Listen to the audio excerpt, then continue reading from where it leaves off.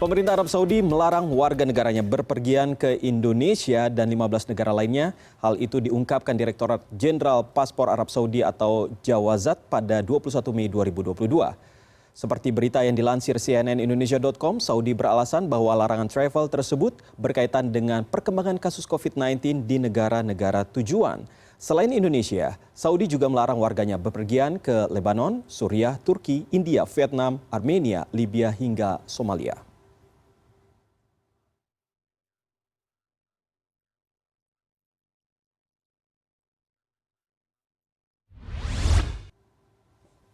Dan untuk mengelaborasi hal tersebut, saya sudah terhubung dengan Abdul Aziz Ahmad, Dubes Luar Biasa dan Berkuasa Penuh RI untuk Kerajaan Arab Saudi. Halo, Assalamualaikum, selamat sore Pak Aziz. Apa kabar Pak Aziz? Waalaikumsalam warahmatullahi wabarakatuh. Baik, alhamdulillah. Pak Aziz, ini menarik sekali di saat negara kita terutama ini sudah mulai melonggarkan aturan-aturan terkait dengan protokol kesehatan karena trennya sudah mulai menurun begitu. Dan juga ini dari 16 negara, tidak saya melihat ada negara Cina ataupun Korea yang saat ini ternyata di beberapa daerahnya itu sedang lockdown. Kenapa Indonesia? Apakah Bapak sudah mendapatkan alasan mendasar dari pihak Arab Saudi mengapa Indonesia yang di saat pemerintahnya ini sudah melonggarkan segala macam ternyata malah melarang warganya untuk datang ke Indonesia? Apakah tidak percaya dengan pemerintah Indonesia? Terima kasih. Jadi sebetulnya pemerintah Saudi itu sudah lama menerapkan pelarangan untuk bepergian ke Indonesia. Itu sejak Juli 2021 dan ini masih terus sampai sekarang. Belum dicabut gitu peraturannya. Jadi itu bukan hal baru. Itu adalah kelanjutan dari larangan jauh sebelumnya. Gitu. Jadi kalau dikatakan bahwa kenapa Arab Saudi masih melarang begitu, itu karena memang belum ada pencabutan dari larangan tahun 2021. Tidak adakah evaluasi dari pihak Arab Saudi sendiri Pak terkait dengan hal ini? Melihat bahwa Indonesia sendiri saat ini sudah mulai menurunkan levelnya. Ya betul, sudah ada. Sebetulnya Arab Saudi memantau Indonesia sangat ini sekali. Kelihatan misalnya dari langkah-langkah Saudi untuk melonggarkan kedatangan jamaah umroh. Itu sudah langkah yang pengakuan bahwa di Indonesia itu sudah mulai berkurang lah ya COVID ini gitu. Tetapi kan proses pengambilan keputusan di Saudi pun sama seperti di kita itu kan tidak serta-merta. Gitu. Jadi mungkin kita harus memberi waktu sedikit kepada pemerintah Saudi untuk melihat perkembangan lebih lanjut karena ini perlu saya sampaikan juga begini. Pada awal Mei yang lalu, bulan Mei lalu ya, ada sejumlah jamaah umroh Indonesia yang terhambat penerbangannya ke Indonesia karena Karena belum melengkapi PCR. Nah, kewajiban PCR itu kan baru dicabut oleh pemerintah kan belakangan, belum lama begitu ya. Jadi pencabutan PCR juga pernah dipertanyakan di sini, kenapa kok orang Indonesia yang pulang ke Indonesia itu di Saudi diwajibkan melakukan PCR. Itu karena pemerintah Indonesia mewajibkan. Gitu. Artinya kalau pemerintah Indonesia mewajibkan, ada semacam kekhawatiran dari pemerintah Indonesia bahwa COVID itu masih berkembang begitu dari luar, ya begitu. Nah oleh karena itu, menurut saya ketika pencabutan PCR ini sudah mulai kelihatan hasilnya, katakanlah dalam 1-2 hari ini kelihatan gitu, saya kira nanti pemerintah Saudi juga akan memberikan respon yang baik ya terhadap kondisi yang ditunjukkan di tanah air. Jadi yang paling penting adalah di tanah air sendiri kita jangan memperlihatkan rasa panik bahwa COVID itu masih tinggi gitu. Jadi harus kita bebaskan. Di Saudi, Mas, ya di Saudi, waktu kami kemarin awal Mei itu ke Mekah, itu di Masjidil Haram sebagian besar sudah tidak pakai masker, Mas. Gitu. Jadi kami ini yang dari Indonesia masih pakai masker ya menjadi minoritas gitu.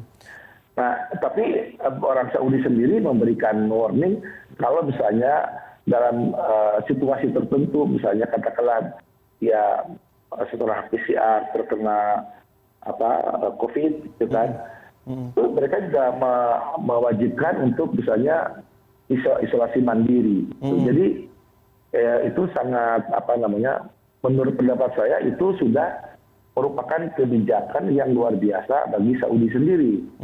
Nah, tinggal nanti bagaimana kita merespon ini di tanah air ya agar kita sendiri di tanah air tidak memperlihatkan sikap yang mungkin terlalu berlebihan kehati-hatiannya dan akan lebih baik andai kata misalnya pernyataan bahwa pencabutan PCR itu berlaku untuk negara ini seluruh negara mana yang menurut Indonesia itu sudah dinyatakan aman termasuk Saudi Arabia.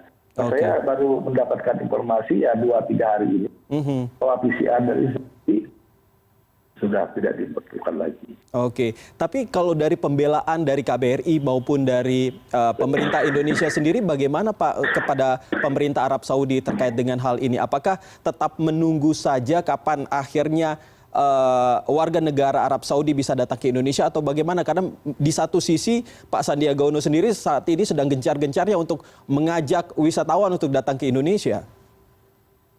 Iya, ya. Dari soal ini memang kami sudah melakukan beberapa langkah ya.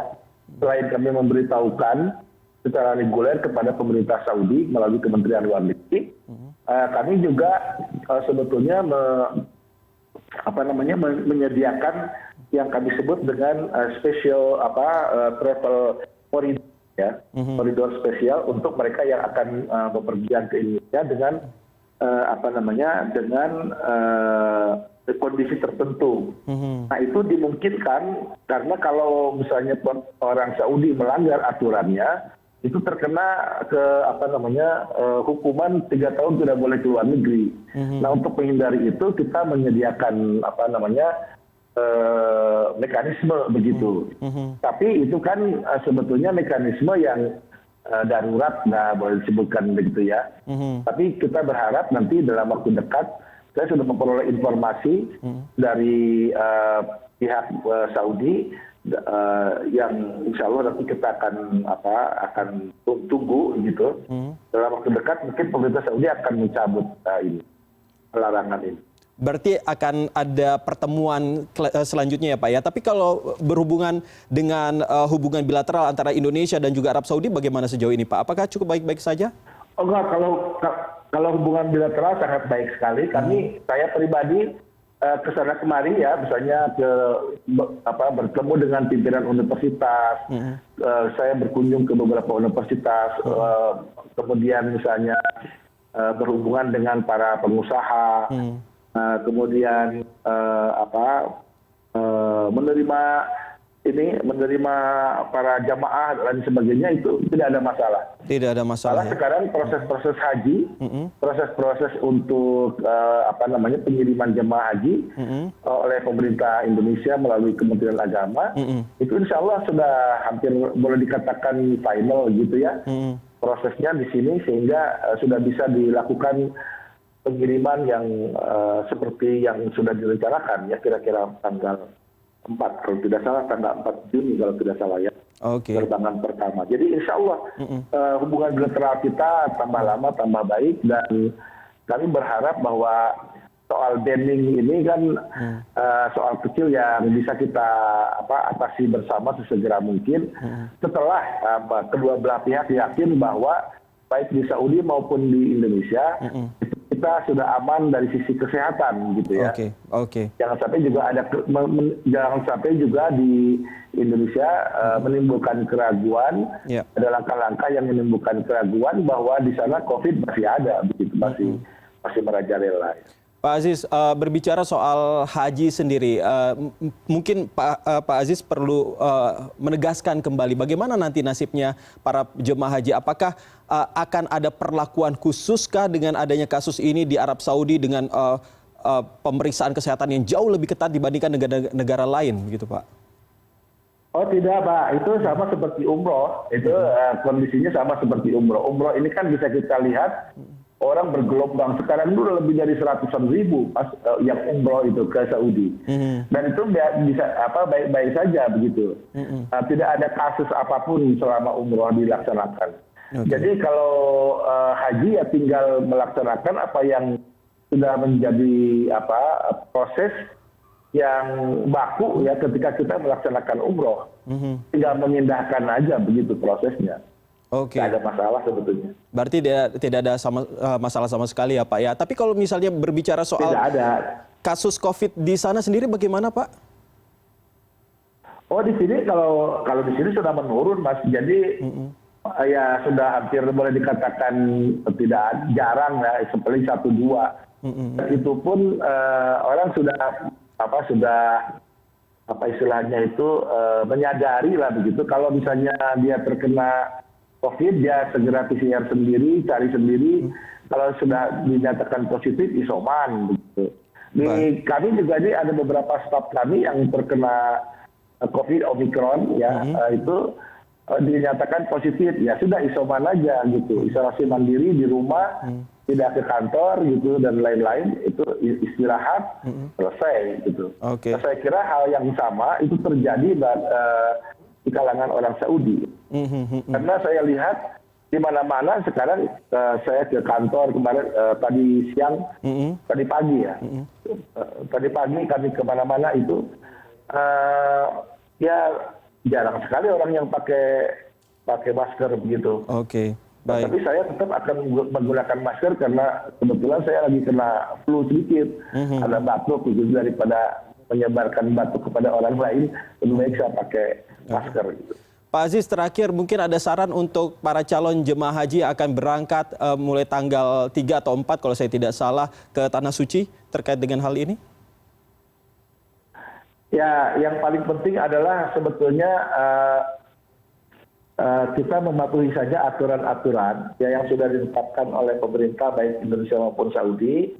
Nah, yang paling penting lagi mungkin dari sekarang sudah siap-siap secara mental ya. Akan ke Arab Saudi, dan pada saat ini harus diingat bahwa bulan-bulan Juli itu adalah bulan-bulan mulai panas ya, puncak bisa sampai 45, kadang-kadang sampai 50. Saya kemarin sempat merasakan betapa panasnya 50 derajat itu ya pada waktu saya berada di Jeddah. Sebentar begitu, tetapi panas sekali ya. Jadi saya mohon ini nanti akan menjadi perhatian para jamaah. Nanti kalau sampai di sini merasa panas segala, jangan jangan sayang sama uang gitu. Beli saja air gitu. Minum sebanyak-banyaknya gitu kan. Pokoknya jangan sampai terkena dehidrasi gitu. Ini penting saya tekankan karena cuaca di Saudi kan memang kalau panas ya bisa ekstrim panas begitu. Baik, terima kasih banyak Pak Abdul Aziz Ahmad, Duta Besar luar biasa dan berkuasa penuh RI untuk Kerajaan Arab Saudi sudah berbincang dengan kami di CNN Indonesia Newsroom kali ini. Assalamualaikum Pak. Sama-sama. Waalaikumsalam warahmatullahi wabarakatuh.